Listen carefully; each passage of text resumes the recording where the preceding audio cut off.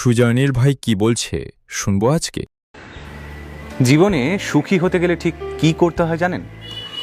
আপনাদের হয়তো মনে হতে পারে যার কাছে অনেক টাকা রয়েছে সে জীবনে ভীষণ সুখী, কিন্তু একটা জিনিস কি জানেন? সুখ টাকার বিনিময়ে কেনা যায় না।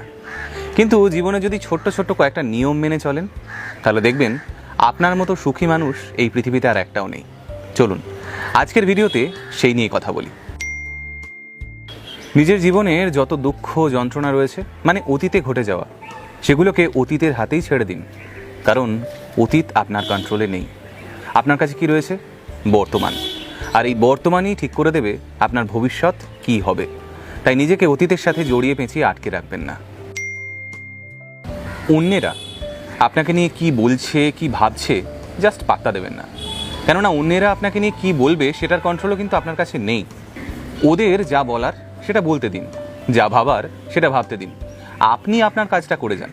কারণ লোকে কি ভাবছে বা বলছে ভাবতে গিয়ে আমরা অনেক সময় নিজেদের কাঙ্ক্ষিত কাজটা করে উঠতে পারি না। সময় সময় সব ক্ষতর উপর প্রলেপ দিয়ে যায়। তাই জীবনে আচমকা কোনো দুর্ঘটনা ঘটলে বা খারাপ কিছু ঘটলে সেটাকে ফেস করুন। সময়কে সময় দিন, মানে এটাই বলতে চাইছি, খারাপ সময়টাকে এড়িয়ে যাবেন না।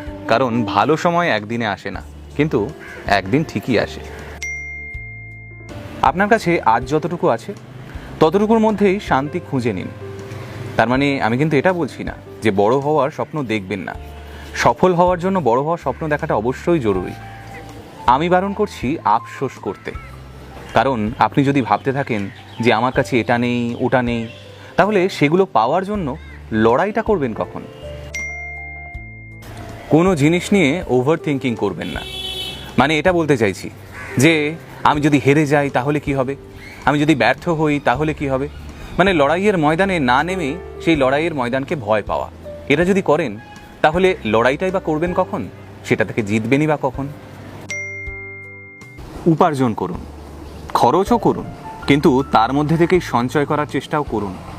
আমি এমনও মানুষ দেখেছি যারা জীবনে প্রচুর টাকা রোজগার করেছে, কিন্তু শুধুমাত্র সঞ্চয় করেনি বলে সেই জীবনটা তাদের দুঃখে কেটেছে, মানে অর্থ কষ্টে কেটেছে।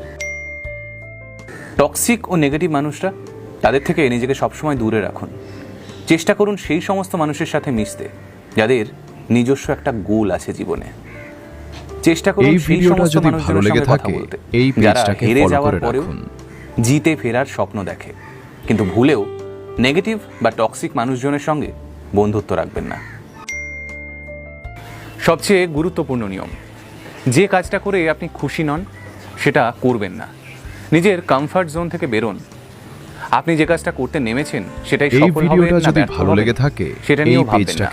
শুধু এটা মনে রাখবেন, কাজটা করে আপনি খুশি কিনা, যে কাজটা আপনি করছেন সেটা আদৌ আপনার করতে ভালো লাগছে কিনা।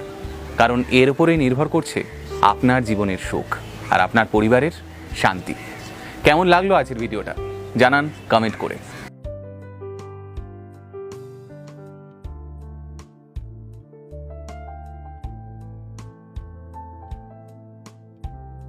এই ভিডিওটা যদি ভালো লেগে থাকে এই পেজটাকে ফলো করে রাখুন।